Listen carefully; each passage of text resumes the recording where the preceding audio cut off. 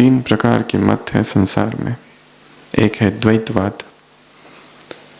वैसे तो मत बहुत सारे हैं, परंतु हिंदू धर्म, हिंदू शास्त्र में एक द्वैतवाद है जिसमें आत्मा अलग है और परमात्मा निरंतर अलग है। ये दो हमेशा अलग ही रहते हैं, माधवाचार्य। एक दूसरा वाद है रामानुजाचार्य का, विशिष्ट अद्वैत। वो कहता है कि आत्मा परमात्मा में है, परमात्मा आत्मा में है। ये विशिष्ट अद्वैतवाद है। एक तीसरा वाद है जो कहता है आत्मा परमात्मा कुछ नहीं, सब एक ही है, वन होमोजीनियस, सर्व खलविदम ब्रह्म, शंकराचार्य। अद्वैतवाद, द्वैतवाद, विशिष्ट अद्वैत और द्वैत। और तो ये तीन वाद है। अगर देखा जाए तो इनमें बहुत झगड़े हैं संसार में, इन तीन वादों में। एक एक वाद के बहुत सारे पंडित हैं और वो हर एक सिद्ध करता है कि यही सत्य कैसा है। परंतु ज्ञान की रीति से देखा जाए तो उनमें एक समन्वय ये बैठता है कि आत्मा परमात्मा अलग है। ये प्रारंभिक अवस्था है जब हम ये अनुभव करते हैं वो शिव बाबा है, मैं उसका बच्चा हूँ, दोनों अलग। और फिर आगे आगे जैसे अध्यात्म मार्ग में बढ़ते जाते हैं, क्या अनुभव होता है? वो मुझ में है और मैं उसमें हूँ। ये अनुभव है आत्मा का, विशिष्ट अद्वैत। और फिर आगे आगे बढ़ते जाते तो अगली स्टेज क्या है? बाप समान।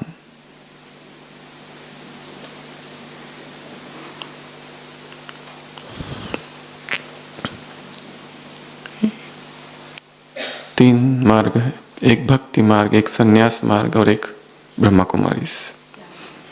पहला है भक्ति, भक्त, भक्ति और भगवान, तीन है उसमें। तो भक्त भक्ति करते जाता है, करते जाता है, करते जाता है और करते करते करते करते करते एक स्थान ऐसा आता है कि जहां तीनों एक हो जाते हैं।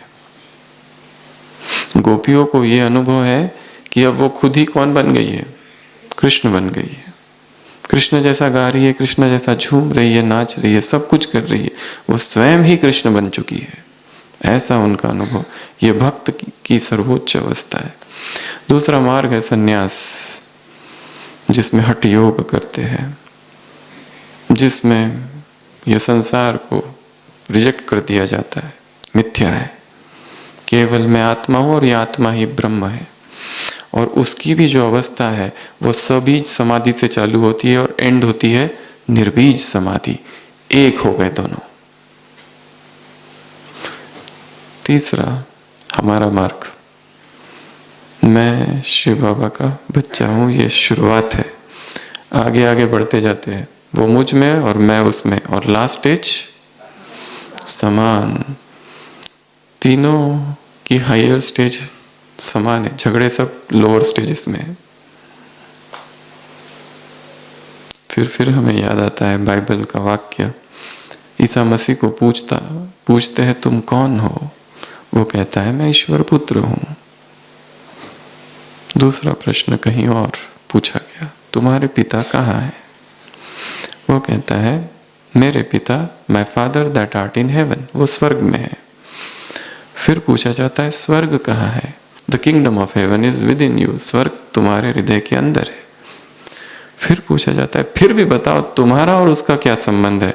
वो कहता है my father is in me and I am in my father, मेरे पिता मुझ में है और मैं उनमें है। फिर भी पूछा जाता है आखिर तुम हो कौन और वो कौन है?